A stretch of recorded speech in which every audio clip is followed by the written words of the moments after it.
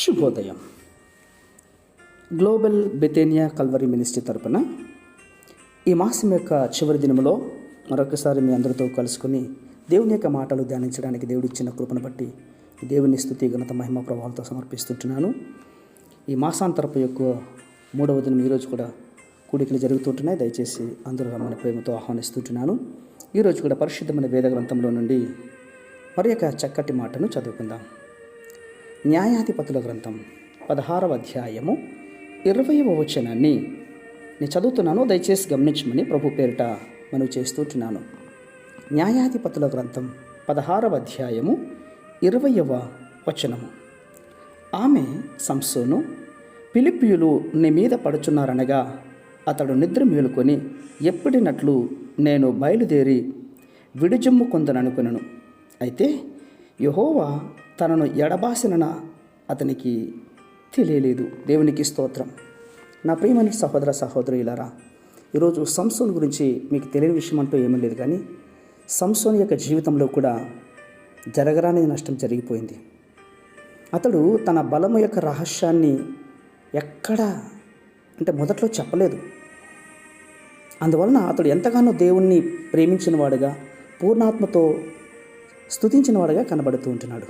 అయితే అతడు దెలీలాను దేవుని కంటే ఎక్కువగా ఎప్పుడు ప్రేమించడం ప్రారంభించాడో తన రహస్యం అంతా కూడా చెప్పకూడని సమయంలో చెప్పేశాడు. కాబట్టి తన జీవితంలో తనకున్నటువంటి బలమును పూర్తిగా పోగొట్టుకొని వెనుకపడిగిన వ్యక్తిగా కనబడుతుంటున్నాడు. అవును ప్రియులారా, సంసోను తన జీవితము ఎప్పటి వల్లే ఉంటుందని నెరవేర్చుకోవాలని అనుకుంటున్నాడు. కానీ అతడు పూర్ణ హృదయంతో అనుసరించకుండా ఉన్నందున దేవుడు అతన్ని విడిచిపెట్టినట్లుగా మనం చదువుకుంటున్నాం.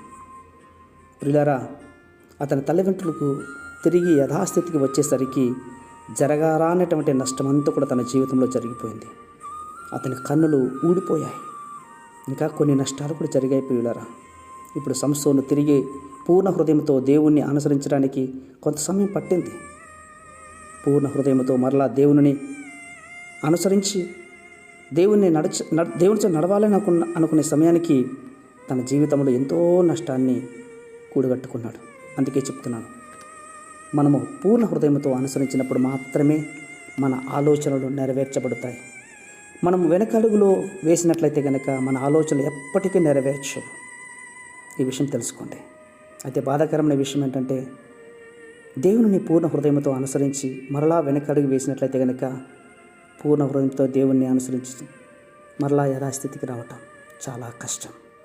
నా ప్రియ సహోదర సహోదరులారా, భక్తిహీనుల యొక్క ఆలోచనలు యెహోవా భంగము చేయును అని చెప్తున్నాడు కదండి.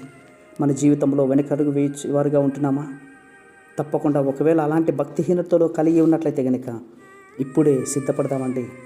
ఈ మాసాంతరపు ఉపయాస కూడికల్లో మనము తప్పనిసరిగా ప్రభు సన్నిధిలో మన తప్పులేంటో ఒప్పుకొని వదిలిపెట్టుకోవడానికి ఇష్టపడదాం. దేవునితో సహవాసం లేకుండా దేవుని ద్వారా మన ఆలోచన నెరవేర్చుకోలేం.